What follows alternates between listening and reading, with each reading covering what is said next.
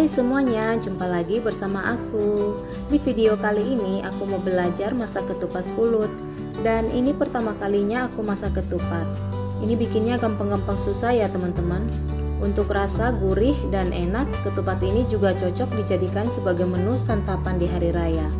Nah, buat teman-teman yang mau belajar bersama aku, jangan lupa tonton video ini sampai selesai.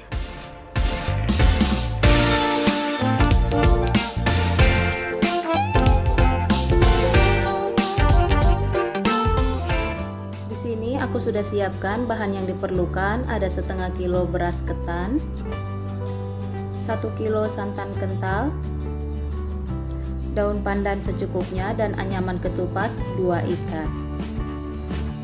Pertama-tama kita cuci beras ketan dengan air bersih, lalu kita rendam dengan air santan. Merendam beras ketan dengan santan akan menambah rasa gurih pada ketupat. Pastikan semua bagian terendam dengan sempurna ya. Kemudian akan kita diamkan selama 2 jam.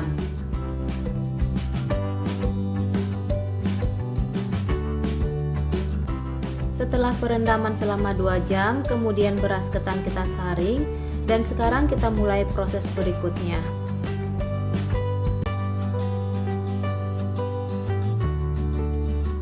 Untuk proses memasukkan beras ketan ke dalam anyaman ketupat ini benar-benar sangat sulit ya teman-teman. Saya rasa lebih mudah memasukkan ini dengan corong kecil. Nah, buat teman-teman di rumah yang punya corong kecil, cobalah memasukkan dengan cara itu.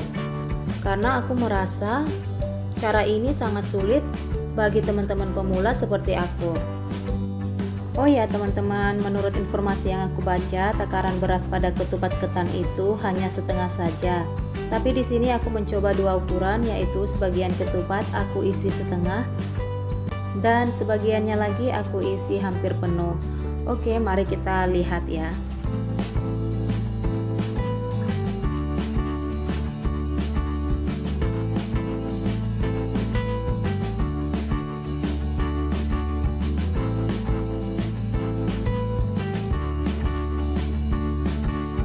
Nah, sekarang beras ketannya sudah siap aku masukin. Sekarang kita lanjut ke proses berikutnya. Sebelumnya aku sudah panaskan 3 gelas air, lalu aku tambahkan 500 ml santan kental. Kemudian aku masukkan ketupat dan juga daun pandan. Lalu aku tambahkan setengah sendok garam. Kemudian aduk sebentar. Jangan lupa ditutup.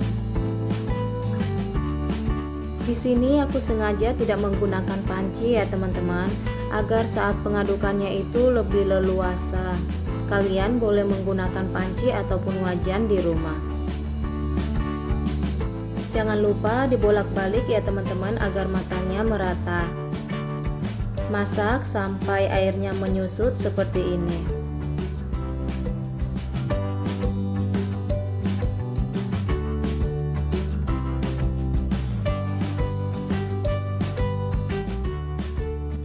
Nah, sekarang ketupat sudah matang dan siap disajikan.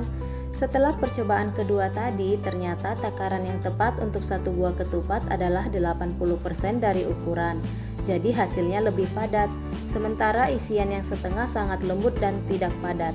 Oke, sekian dulu percobaan dari saya. Jangan lupa like, komen, dan subscribe.